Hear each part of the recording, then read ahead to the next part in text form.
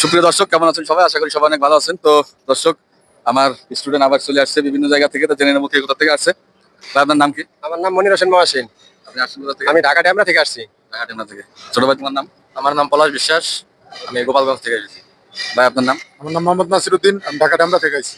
ভাই, আমার নাম অমিত বিশ্বাস, গোপালগঞ্জ থেকে আসছি। আমার নাম চন্দন রায়, আমি বাগেরহাট থেকে আসছি। আমার নাম দীপঙ্কর ডালি, আমি বাগেরহাট থেকে আসছি। আমি মোহাম্মদ বোরহানুদ্দিন, চাঁদপুর থেকে। তো দর্শক, দেখলেন যে বিভিন্ন জায়গা থেকে লোক আসতেছে। আসলে আপনারা আমার সকল ভিডিও দেখেন। এখন যারা আপনারা ট্রেনিং করতে চান তারা অবশ্যই আসতে পারেন। তার আগে আমরা এই ভাইয়ের কাছ থেকে কিছু কথা শুনবো যে আসলে ভাই, আপনি তো এক জায়গায় ট্রেনিং করতে গেছিলেন ঢাকায়, বা বিভিন্ন জায়গায় চেষ্টা করছেন। তো সেখানে কি পরিস্থিতি দেখছেন আর এখানে কি পরিস্থিতি দেখছেন? কি মনে হচ্ছে এখানে ট্রেনিং নিয়ে? আসলে আমরা ঢাকাতে যে সব জায়গায় ট্রেনিং করতেছি বা দেখছি, ওইখানকার চাইতে গাড়ি তুলনামূলক এখানে অনেক ভালো এবং ট্রেন আপ অনেক সুন্দর, যা বাইরে এবং দেশের জন্য অনেক আমাদের জন্য সফল বই আনবে। ঢাকার যে ট্রেন আপ গাড়িগুলা, এগুলো পুরাতন, দেখা গেছে যে কাজের ক্ষেত্রে দক্ষতা কম আসে। তো এখানে ট্রেনিং করে কি আপনার ভালো লাগতেছে? জি, ইনশাল্লাহ এখানে আমরা যে ক্লাসগুলো করছি আগের থেকে অনেক ইমপ্রুভ এবং আশাবাদী আমরা। যদি কেউ রাজশাহীতে ট্রেনিং করতে আসতে চায় তাদের জন্য আপনার মেসেজ কি? আমার মেসেজ, ইনশাল্লাহ এখানে আসেন, প্রপার ট্রেনিং আপনি পাবেন ইনশাল্লাহ। আচ্ছা, ছোট ভাইয়ের বাড়ি তো গোপালগঞ্জ, না? তোমার কেমন লাগতেছে না ট্রেনিং? হ্যাঁ, আমার খুবই ভালো লাগতেছে। এখান থেকে কাজ করলে অবশ্যই শেখার কিছু ব্যাপার আছে। তো এখানে আসলে শেখা যাবে। আচ্ছা ভাই, হলো আপনি তো আপনারা দুজন একসাথে আসছেন। তো অনেকে বলে যে ভাই, ঢাকার ভিতরে আমাদের ট্রেনিং নাই, আপনাদের ট্রেনিং ঢাকার ভিতরে ট্রেনিং করতে চাই। কারণ ঢাকার ভিতরে ট্রেনিং করলে কি অসুবিধা, আর রাজশাহীতে মানুষ কেন আসবে, এটা একটু বলেন। ঢাকা ওরকম স্পেস নাই যে ট্রেনিং দেওয়ার মতো।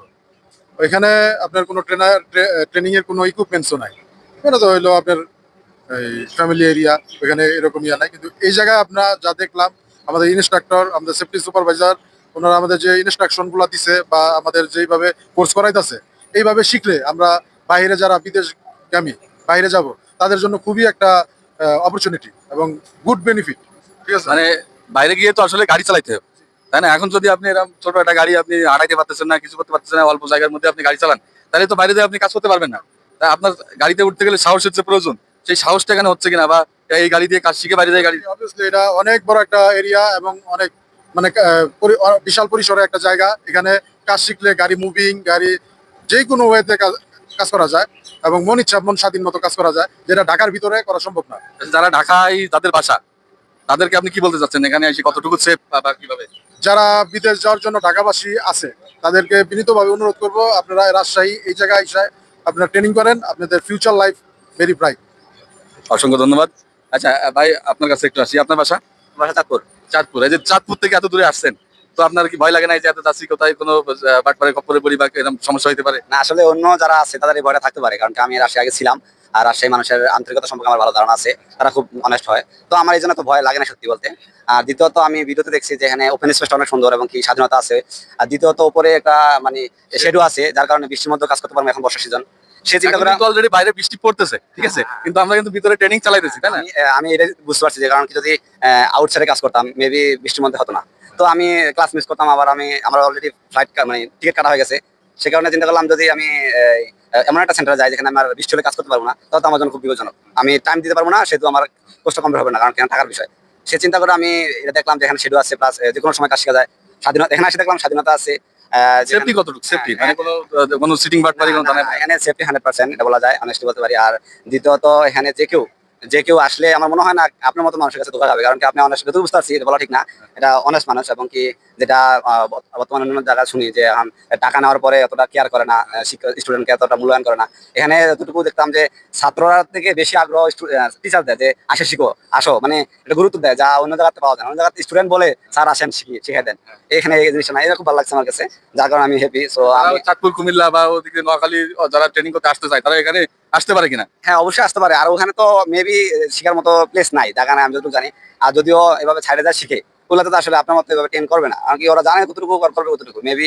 আর এখানে উন্নত প্রযুক্তির বা আধুনিক যুগের যে ইয়াগুলা আপনার স্কেভেটার গুলা, যেটা অন্যান্য সাইডে নাই, বা এটাতে মধ্যে সবগুলো অপশন প্লাস মানে ডিজিটাল যে গাড়িগুলা, এটার মধ্যে এটা একটা।